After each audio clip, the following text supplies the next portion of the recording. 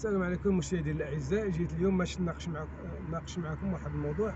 واحد الشاب مغربي عنده تقريبا 19 سنه وداير واحد الرزه فوق راسو باش يبين للناس بانه راه متعبد ولا تيدير راقي ولا قاري زعما داكشي ديال قاري قران وقاري الاحاديث،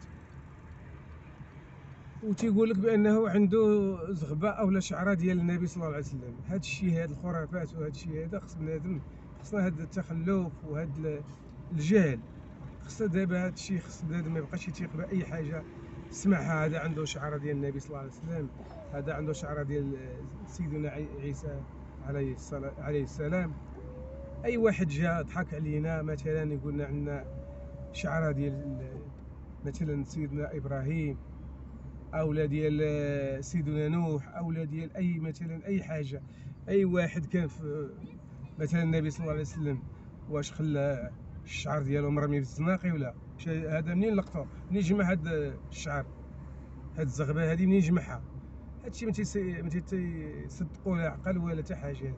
هادشي مجرد خرافات وكذوب. وقال لك يعطيهم الماء، تيغسل الماء ديال سميتو، يدوز الشعره يغسلها ويعطيهم الناس وتيشفاو من الامراض ومن هادشي. راه خرافات. هادشي خصنا الحقيقه ما نبقاوش نثيقوا باي واحد قال لنا، مثلا بحال داك السيد اللي جا في الصخيرات وتيكذب على المغاربه وعلى تيقول لهم تيشافي تيداوي وتيعالج جميع الامراض. واحد السيد تا هو جا في اسفي قال تا هو تيعالج جميع الامراض. حقيقه خصنا ما نبقاوش نتيقوا باي واحد جا عندنا وكذب علينا. هادو راه غير مجرد مشعوذين نصابه تيستغلوا الجهل ديال المواطنين. دابا الناس تلقى واحد ما قاري امي جاهل ما مسكين ما نلوموش لانه فاقد شيء لا يعطيه. واحد ما جاهل ما قاريش امي ما الحاجه اللي قلت له يقول لك اللي قلت له يقول لك بصح. مثلا قلت له وكاين شي وحدين هذوك الناس ديال اللي تيامنوا بهذا الشعوذه، كاين شي وحدين تتقول له مثلا راه الانسان ولا كواكب طلعوا الناس ما امريكا ولا نظره طلعت القمر، تيقول لك لا لا ما يمكنش تطلع القمر. مثلا قلت له شي حاجه ديال العلم ما يتيقكش. مثلا قلت له راه كاين صاروخ اللي تيمشي بخمسه الاضعاف ديال السرعه ديال الصوت، ما يتيقكش. يقول لك ويلي شي ما يتيقكش.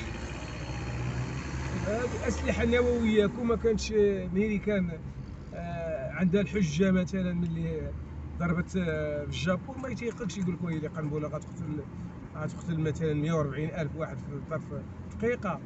هادشي ما غيتيقكش كون ما كانش هادشي يعني.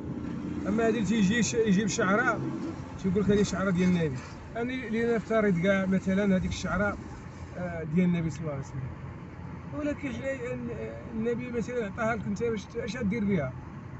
الشعره ديال النبي ما عندك ما دير بها وما غادي تصلح لك حتى حاجه. اللي انا نديرو هاد الشعره كاع.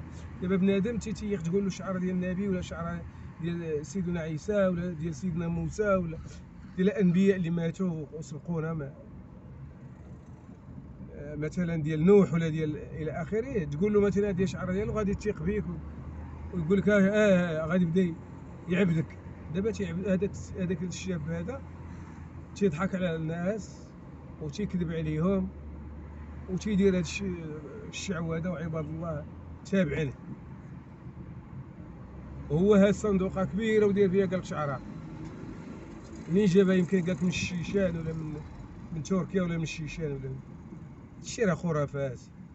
ما تيقوش. اللي جا عندكم قال لكم هذه شعره ديال النبي ولا ديال سيدنا عيسى ولا ديال سيدنا نوح ولا ديال سيدنا ابراهيم.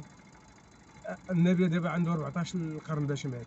واش دابا غتكون شي نديرو كاع هاد الشعره باقا؟ فين هي منين جبتيها انت؟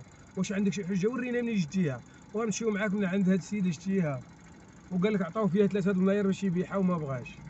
واش هادشي ولا الدين تيتباع وتشرى؟ واش دابا الشعره ديال النبي ولا تتباع وتشرى؟ هادشي راه كذوب تينصبوا عليكم. خاصكم تيقوا، خاصكم ما تبقاوش تيقوا باردون. متبقاوش تيقوا بهذا الشيء، بهاد الخرافات، هذا الشيء ديال اللي يجي يكذب عليكم ويقول لكم هذا شعره ديال النبي ولا شعره ديال سيدنا عيسى ولا سيدنا ابراهيم، تيقوا به ويقول لكم راه تداوي جميع الامراض.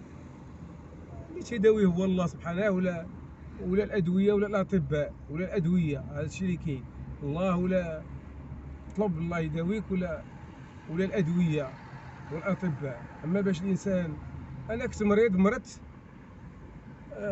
تقريبا واحد مده طويله وانا مريض، تندير مثلا هكا، درت الحشوب، درت هذه الحشوب عام زادوا عليا، مشيت عند الطبيب اختصاصي، وزت صافي جاب الله الشفاء.